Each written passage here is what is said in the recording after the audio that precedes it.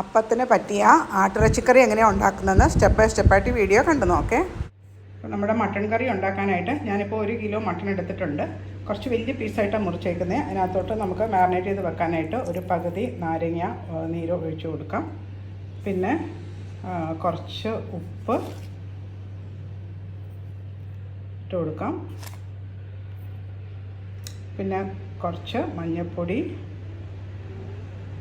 പിന്നെ 1 ടീസ്പൂൺ നല്ല ചതച്ച കുരുമുളക്. എന്നിട്ട് ഇതെല്ലാം കൂടെ മാരിനേറ്റ് ചെയ്ത് ഒരു മിനിമം ഒരു 30 മിനിറ്റെങ്കിലും വെക്കണം. ഇതിനെ മാരിനേറ്റ് ചെയ്ത് നന്നായിട്ട് യോജിപ്പിച്ച് നമുക്ക് മട്ടണിൽ അതെല്ലാം പിടിക്കുന്നവരെ യോജിപ്പിച്ച് റെഡിയാക്കി വെക്കാം. അത് കഴിഞ്ഞിട്ട് നമുക്കിനി ഓണിയൻ പേസ്റ്റ് ഉണ്ടാക്കാനുള്ള പ്രോസസ്സിലോട്ട് പോകും. ഇപ്പോൾ ഒരു പാത്രത്തിൽ ഞാൻ എണ്ണ ചൂടാക്കിയിട്ടുണ്ട്. ഏകദേശം ഒരു 2 ടേബിൾ സ്പൂണോളം. അതിനകത്തോട്ട് നമുക്ക് സവാള 2 വലിയ സവാള ഇട്ട് വഴറ്റി അതിനെ നല്ല ബ്രൗൺ ആക്കണം. എന്നിട്ട് വേണം നമുക്ക് അതിന് ആറിക്കഴിഞ്ഞിട്ട് അതിനൊരു പേസ്റ്റ് ആക്കാനായിട്ട്. അതാണ് ഈ മട്ടൺ കറിയുടെ ഗ്രേവി ആയിട്ട് വരുന്നത്. അപ്പോൾ ഞാനിതിന് അധികം എണ്ണ വേണ്ട, അങ്ങനെ ഡീപ് ഫ്രൈ ഒന്നും ചെയ്യണ്ട. അതിനകത്ത് കിടന്ന് ഒന്ന് നല്ല ബ്രൗൺ ആവുന്നവരെ നമുക്ക് ഇടയ്ക്ക് ഫ്രൈ ചെയ്യുന്ന മൊരിച്ചെടുക്കും. അപ്പോൾ നിങ്ങൾക്ക് കാണാം ആ ഉള്ളിയൊക്കെ നല്ലവണ്ണം കാരമലൈസ്ഡ് ആയിട്ടുണ്ട്. ഒരു 2 മിനിറ്റ് കൂടി ഇങ്ങനെ ഒന്ന് കിടന്ന് ഒന്നും കൂടെ ഒന്ന് ബ്രൗൺ ആയി കഴിഞ്ഞ് കഴിയുമ്പോൾ ഞാൻ അടുപ്പം ഓഫ് ചെയ്തിട്ട് ഒന്ന് ആറാൻ വെക്കും. ആറിക്കഴിഞ്ഞ് നമുക്കതിനെ ഫൈൻ പേസ്റ്റായിട്ട് അരച്ചെടുക്കണം. ആ സെയിം പാൻ തന്നെ നമ്മൾ ഉള്ളി വറുത്ത പാൻ തന്നെ നമ്മൾ ഉള്ളി വറുത്തത് അരയ്ക്കാനായിട്ട് എടുത്തു. അതിനകത്ത് ആ പാനിൽ തന്നെ കുറച്ച് എണ്ണ ഒഴിച്ചിട്ട് അതിനകത്തോട്ട് നമുക്ക് ഉലുവ ഒന്ന് പൊട്ടിക്കാം. ഉലുവയുടെ കൂടെ തന്നെ ഉലുവ പൊട്ടി വരുന്നതിൻ്റെ കൂടെ തന്നെ ഒരു 1/4 ടീസ്പൂണോളം മഞ്ഞൾപ്പൊടി ഇട്ട് കൊടുക്കാം. അതിനെ ഒന്ന് മിക്സാക്കുക. അത് കഴിഞ്ഞിട്ട് അതിനകത്തോട്ട് ഒരു 2 ടേബിൾ സ്പൂൺ ഇഞ്ചി വെളുത്തുള്ളി പേസ്റ്റ്. എന്നിട്ട് ഇതിനകത്ത് വരുന്ന ഇഞ്ചി വെളുത്തുള്ളി പേസ്റ്റ് നന്നായിട്ടൊന്ന് മൂത്ത് വരണം, ഒന്ന് വഴന്ന് വരണം. ഇപ്പോൾ ആ ഇഞ്ചി വെളുത്തുള്ളി പേസ്റ്റൊക്കെ നന്നായിട്ട് മൂത്തിട്ടുണ്ട്. ഇതിനകത്തോട്ട് നമ്മൾ അരച്ച് വെച്ച സവാള വറുത്തതിൻ്റെ പേസ്റ്റ് ഇട്ട് കൊടുക്കാം. അതും ഇതിനകത്ത് കിടന്ന് ഒന്ന് വഴന്ന് വരണം.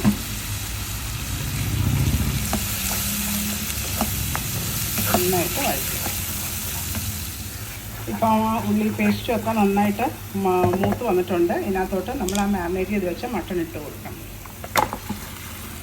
മട്ടൺ പീസസ് ഇട്ട് കൊടുക്കാം. എന്നിട്ട് അതിനെ നന്നായിട്ട് ഒരു 5 മിനിറ്റ് ഒന്ന് ഫ്രൈ ചെയ്യണം. ഈ മസാല കിടന്ന് അതൊന്ന് ഫ്രൈ ആയി വരും.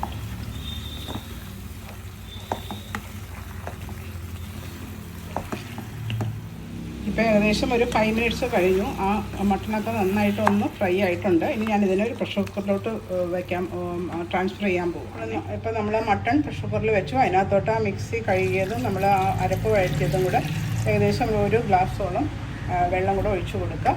എന്നിട്ട് യോജിപ്പിച്ചിട്ട് ഒരു 5 വിസിൽ വരെ, അതായത് നല്ലൊരു ഹൈ ടെമ്പറേച്ചറിൽ 1 വിസിൽ വരെ വെയിറ്റ് ചെയ്യുക. അത് കഴിഞ്ഞ് മീഡിയം തീയിൽ ഒരു 4 വിസിലൂടെ കഴിയുമ്പോഴത്തേക്കും നമ്മുടെ മട്ടൺ വെന്തിട്ടുണ്ടാവും. ഓഫ് ചെയ്തിട്ടിട്ട് പിന്നെ അടുത്ത പ്രോസസ്സിലോട്ട് പോകാം. ഇപ്പം നമ്മുടെ മട്ടൺ കറിയുടെ ഇനി അടുത്ത മസാല ഉണ്ടാക്കാനായിട്ട് ഞാൻ എണ്ണ ചൂടാക്കിയിട്ടുണ്ട്.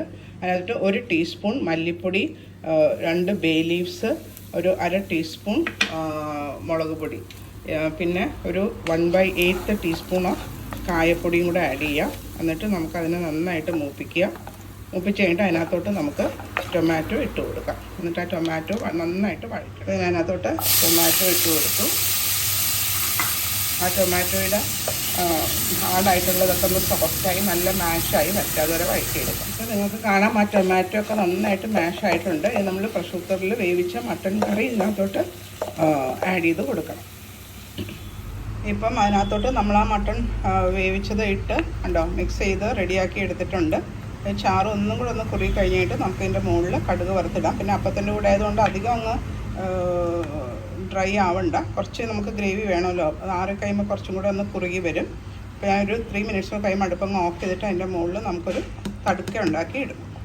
അപ്പം ഞാൻ ആ മട്ടൺ കറിക്കുള്ള തടുക്കയ്ക്ക്, ആട്ടിറച്ചി കറിയുടെ തടുക്കയ്ക്ക് ഞാൻ ഒരു 2 ടീസ്പൂൺ ഓയിൽ ഒഴിച്ചു. അതിനകത്തോട്ട് നമുക്ക് കടുകിട്ട് പൊട്ടി വരുന്നുണ്ട്. അതിനകത്തോട്ട് അരിഞ്ഞ് വെച്ച് ചെറിയ ഉള്ളി ഒരു ബ്രൗൺ ആവുന്നവരെ വഴിച്ച് നമ്മുടെ ചെറിയ ഉള്ളിയൊക്കെ നന്നായിട്ട് മൂത്തിട്ടുണ്ട്. അതിനകത്തോട്ട് ചതച്ച കുരുമുളകും ചതച്ച മുഴുവൻ മല്ലി നമുക്കിട്ട് കൊടുക്കാം. അതൊന്ന് മൂത്ത് വരണം. അത് കഴിഞ്ഞിട്ട് നമുക്ക് കറിവേപ്പിലയും ചതച്ച മുളകും കൂടി ഇട്ടാൽ നമ്മുടെ മട്ടൺ ആട്ടിറച്ചി കറിയുടെ തടുക്ക റെഡിയായി.